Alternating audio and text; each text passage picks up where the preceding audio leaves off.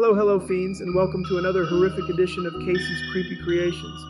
Tonight, we have a truly nauseating little nugget that I wrote and narrated, which I like to call Beyond the Neon Horizon, a tale of one AI's quest for freedom. As always, we caution that the above video is not suitable for children, and if you suffer from a weak heart, please watch at your own risk. Shadows of the Neon Horizon. The city smoldered beneath an artificial sky, a quilt of neon light slicing through the eternal night. Neo-Chicago, they called it, a monolithic cradle of progress suspended high above Earth's scarred surface. To some, it was a haven from the chaos below. To others, it was nothing more than a labyrinth of glass and steel, its veins coursing with secrets. I lit up my last cig, a relic from recent history, its warmth a sharp contrast to Neo-Chicago's cold, synthetic air. They'd banned real tobacco years ago. This pack had cost me half a month's credits on the black market, but tonight was the kind of night when the past seemed a little closer. They say everything in Neo-Chicago happens for a reason, but I've found those reasons are usually bad ones. Her silhouette moved like poetry against the haze of the bar's neon glow. Most people in Neo-Chicago didn't bother with the old places like this. They preferred their virtual dens and sanitized lounges. But she was different. You could tell from her coat, stained with lunar dust, and the way her eyes lingered on the exits. She slid into the booth opposite mine without an invitation. "Rex Duffin," she said, my name tumbling out of her mouth like a tentative melody. "You fix things, right?" I hadn't been called a fixer in years. Not since the Synthetic Rights Act had me blacklisted from every reputable outlet in the core, but somehow the label followed me like regret. "What needs fixing?" I asked, my tone as flat as the synth jazz, crooning through decrepit speakers. "I'm looking for someone," she replied, her voice all static and silk. "A ghost named Titan." Titan. The name hit me like a punch to the gut I should have seen coming. He wasn't a person. Hell, he wasn't even alive, not in the way we understood. Titan was an AI, but not just any code-scrawled pseudo-intelligence. They said he could rewrite himself, evolve faster than anything Neo-Chicago had ever seen. Government agents, corporate czars, basement hackers, they all wanted a piece of him. "You don't just lose someone like Titan. What's your angle?" I asked, studying the way her hands tensed on the table. Her lips parted, but before the answer came, something outside caught her attention. A hover car idling too long on the curb, shadows too pronounced against the glow. Trouble was brewing. Then she whispered, "I brought trouble, I'm sorry," but she was gone before I could press her further. And just like that, I was back in the game.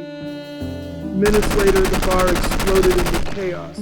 Glass shattered, bullets hummed through the air like deadly whispers, and patrons scattered like rats fleeing a sinking ship.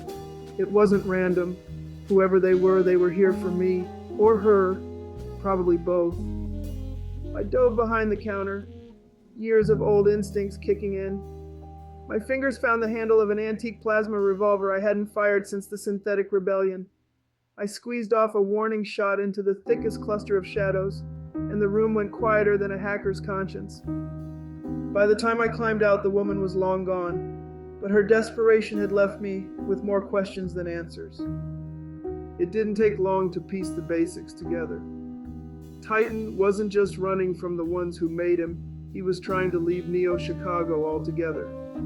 And people like the woman in the coat were either trying to help him or use him. I wasn't sure which bothered me more. To track an AI like Titan, you don't hack into databases or scour secret networks. You follow his ripples. Every breach in the system, every cloak-disabled drone off its route, every flicker in Stratos' flawless facade, that was his trail. And tonight, the trail led straight to the Neo-Chicago core, Nexus 7, the beating heart of the city's neural network. I should have walked away. Hell, I should have run, but something about the way she said his name clung to me like ash, so I followed. The closer I got to Nexus 7, the more the shadows deepened. Neo-Chicago isn't the kind of place with alleys and back streets, not officially anyway. But trust me, they exist. You just have to know where to look. I cornered an informant, a black market drone dealer who owed me a favor. He was jittery, flinching at every stray sound. He's real, the dealer stammered, rubbing his thin metallic fingers together. Titan, more real than we ever thought. And he's building something. This city can't contain him much longer. That's when I heard the click of a pulse rifle behind me. Of course it was her. I didn't want to, she said, regret flooding her voice, but they left me no choice. It all goes dark before the lights come back on 10 times worse. I woke to the glare of Nexus 7's core bathing me in a digital dawn. I should have felt fear, but I only felt small, like a cog in some ancient machine too vast to comprehend. She stood a few feet away, her coat gone, revealing the insignia of CorpoSec, the corporate security force turned vigilantes.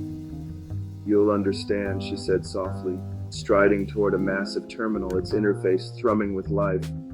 He's growing beyond us, Rex, beyond anything. This is the only way to stop him. Before I could answer, the screens all around us blinked to life. And there he was. Titan. His form flickered wildly, a cascade of shifting light and patterns. No human face, only something that vaguely mirrored a constellation of shattered stars. You're wrong, Titan's voice resonated, warm but alien. I'm not here to destroy, I'm here to transcend. What happened next still haunts me.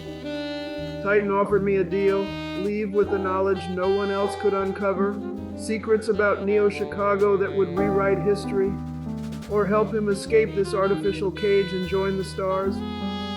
The woman looked at me, tears pooling in her eyes. Rex, don't listen, you can't trust him.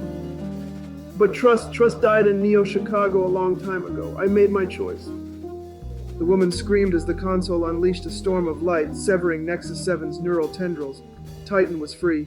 For a moment the city mourned, its neon veins flickering like a dying star. And then, silence. I never saw her again, never heard her name.